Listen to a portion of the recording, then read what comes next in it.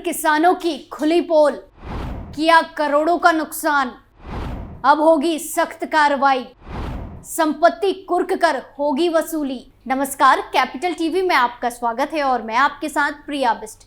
किसान को अन्नदाता कहा जाता है, लेकिन आजकल जो किसान का आंदोलन हो रहा है उससे लगता है कि ये वही अन्नदाता नहीं है जो मशीनों का इस्तेमाल खेती करने के लिए किया जाता है। और ऐसा क्यों? क्योंकि किसान बड़ी बड़ी मशीनें लेकर सड़कों पर उतरे हैं, जिसके चलते भारी नुकसान हो रहा है। कई पुलिसकर्मी अपनी जान गंवा चुके हैं, लेकिन फिर भी ये किसान मानने को राजी नहीं है। दिल्ली के साथ साथ पंजाब, हरियाणा की पुलिस इन किसानों को काबू करने की पूरी कोशिश कर रही है, लेकिन ये दिन के साथ और ज्यादा उग्र होते नजर आ रहे हैं। वहीं अब पुलिस ने तगड़ा एक्शन लेते हुए किसानों की हेकड़ी निकाल दी है। तो आज बात होगी किसान आंदोलन की, बात होगी किसानों पर हुए तगड़े एक्शन की। तो चलिए शुरू करते हैं।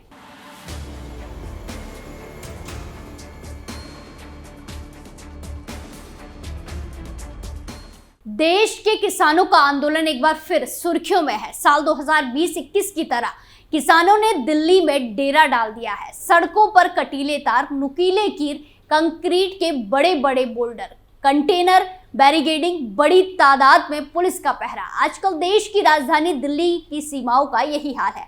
इस बार पहले से ज्यादा किसान संगठन, या बोले कि 100 से ज्यादा संगठन इस प्रदर्शन में शामिल हुए हैं। ज्यादा से ज्यादा और बड़ी से बड़ी मशीनों को दिल्ली में लाने की पूरी कोशिश की जा रही है। प्रशासन समझा रहा है तो कोई सुनने को तैयार नहीं है, पुलिस रोक रही है तो कोई सुनने को तैयार नहीं है। उपद्रव चल रहा है। ये देख, एक पल के लिए ऐसा लगता है कि जैसे कोई दुश्मन को रोकने की तैयारी चल रही हो, लेकिन ये तैयारी आंदोलनकारी किसानों को राजधानी आने से रोकने की है।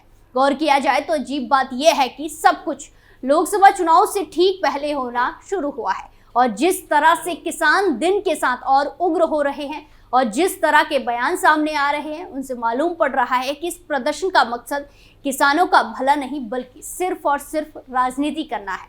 आगे बढ़ने से पहले बड़ी खबर किसान आंदोलन को लेकर ये आ रही है कि किसानों के ताजा आंदोलन का मामला सुप्रीम कोर्ट पहुंच गया है। याचिका में ये निर्देश जारी करने की मांग की गई है कि सरकार आंदोलनकारी किसानों की मांगों पर विचार करे, किसानों के साथ उचित व्यवहार किया जाए, दिल्ली जाने का रास्ता खोला जाए और किसानों को राजधानी में एंट्री करने दी जाए। याचिका में कहा गया है कि विरोध प्रदर्शन करना किसानों का अधिकार है और इसीलिए उन्हें दिल्ली जाने और प्रदर्शन करने से ना रोका जाए। याचिका the Sikh chamber of commerce के मैनेजिंग डायरेक्टर अग्रोसोत थियोस ने दायर की है। उन्होंने अपनी याचिका में कहा है कि पुलिस ने रास्ते में जो अवरोध बनाया है उससे आम आदमी को समस्या हो रही है, उस अवरोध को हटाया जाना चाहिए। प्रदर्शनकारी किसानों पर पुलिस बल प्रयोग की जांच और पुलिस कार्रवाई में घायल और मारे गए किसानों के परिवार को उचित मुआवजा देने की भी मांग की गई है। ये याचिका से परे जिस तरह किसान आंदोलन के नाम पर जिस तरह उग्र प्रदर्शनकारी सरकारी संपत्तियों को नुकसान पहुंचाने का काम कर रहे हैं,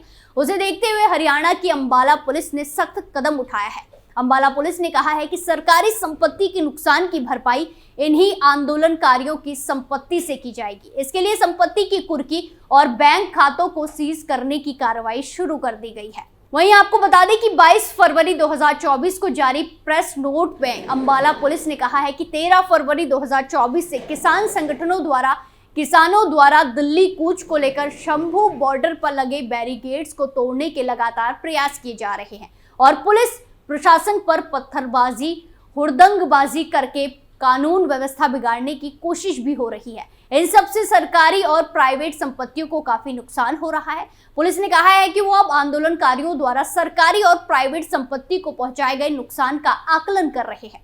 सबकी भरपाई इन्हीं आंदोलनकारियों की संपत्ति और बैंक खातों को सीज करके की जाएगी।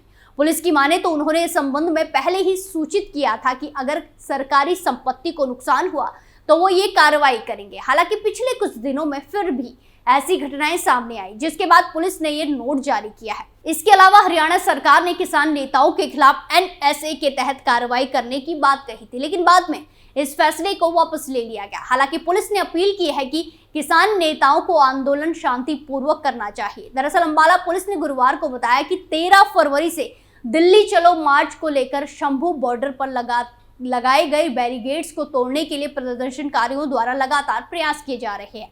प्रदर्शनकारी इस दौरान अधिकारियों और पुलिस कर्मियों पर पत्थरबाजी, और हुड़दंग करने, कानून व्यवस्था बिगाड़ने की कोशिश कर रहे हैं। इस दौरान उपद्रवियों द्वारा सरकारी और प्राइवेट संपत्तियों को काफी नुकसान पहुंचाया जा चुका है।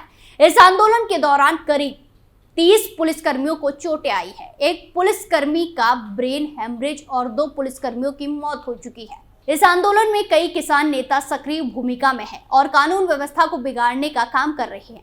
लगातार सोशल मीडिया जैसे फेसबुक, व्हाट्सएप, इंस्टाग्राम और टेलीग्राम के जरिए भड़काऊ और उकसाने वाले भाषण देकर प्रचार प्रसार किया जा रहा है। सामाजिक सौहार्द बिगाड़ने के लिए लगातार पोस्ट डाली जा रही है और इस आंदोलन में लगातार भाषणबाजी करके आंदोलनकारियों को प्रशासन के खिलाफ भड़काया जा रहा है।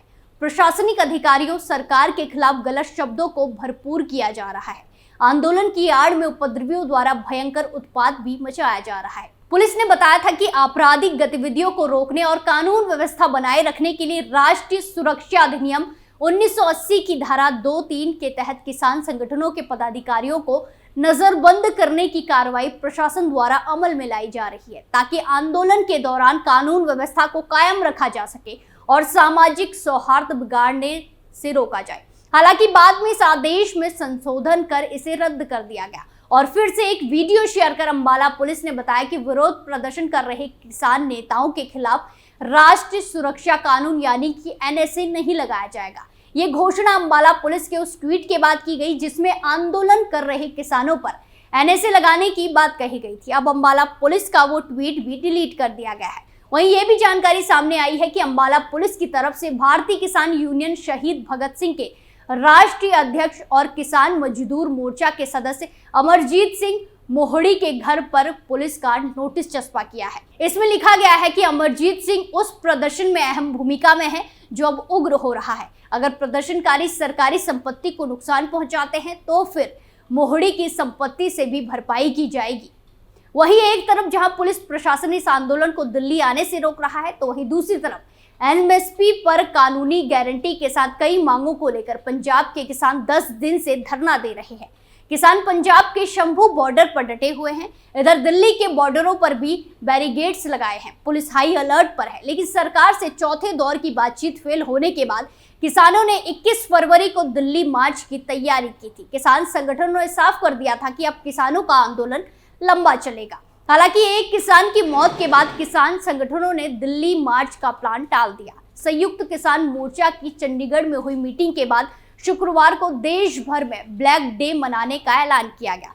फिर शुक्रवार को किसान संगठनों ने आक्रोश दिवस मनाया। अगले सोमवार को हाईवे पर ट्रैक्टर मार्च होगा। 14 मार्च को दिल्ली के रामलीला मैदान में किसान महापंचायत भी होगी। इस दौरान किसान संगठनों में आपसी दरार भी सामने आई। संयुक्त किसान मोर्चा ने पंजाब के किसान संगठनों के आंदोलन को समर्थन तो किया, खनौरी बॉर्डर पर हुई हिंसा की निंदा की, हरियाणा सरकार और पुलिस के खिलाफ FIR दर्ज करने की मांग की, खनौरी में जिस नवजात की मौत हुई है उसकी न्यायिक जांच कराने की मांग की, लेकिन साथ में ये भी कह दिया कि फिलहाल पंजाब के संगठनों के आंदोलन में संयुक्त किसान मोर्चा शामिल नहीं है। अब आगे क्या करना है, सभी किसान नेताओं को एक साथ कैसे लाया जाए, इसके लिए कोऑर्डिनेशन कमेटी बनाई गई है। लेकिन फिलहाल पंजाब के किसान संगठनों के साथ संयुक्त किसान मोर्चा का राबता रही है। दूसरी तरफ आंदोलन कर रहे पंजाब के किसान संगठनों ने ऐलान कर दिया है कि फिलहाल वो सरकार से कोई बात नहीं करेंगे, क्योंकि सरकार किसानों पर जुल्म कर रही है। किसान नेताओं का आरोप है कि हरियाणा पुलिस ने पंजाब की सीमा में घुसकर प्रदर्शनकारियों पर गोलियां बरसाई, जिसमें 14 किसान घायल हुए, एक लड़के की मौत हुई। किसान संगठनों का कहना है कि पंजाब सरकार भी डबल गेम खेल रही है। एक तरफ किसानों के साथ हमदर्दी दिखाती है, तो दूसरी तरफ प्रदर्शनकारियों की मदद के लिए आ रहे ट्रैक्टरों और राशन पानी से भरे ट्रकों को रोका जा रहा है। आपकी इस पूरे मामले में क्या राय है, कमेंट करके जरूर बताएं। स्पेशल स्टोरी में फिलहाल के लिए इतना ही। बाकी तमाम खबरों के लिए देखते रहिए कैपिटल टीवी। नमस्कार।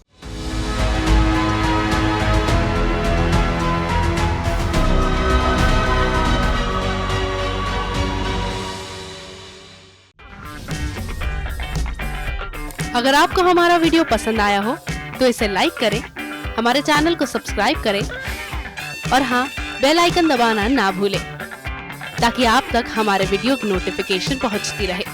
आप अपना सुझाव हमें कमेंट बॉक्स में दे सकते हैं। हमारे साथ जुड़ने के लिए शुक्रिया।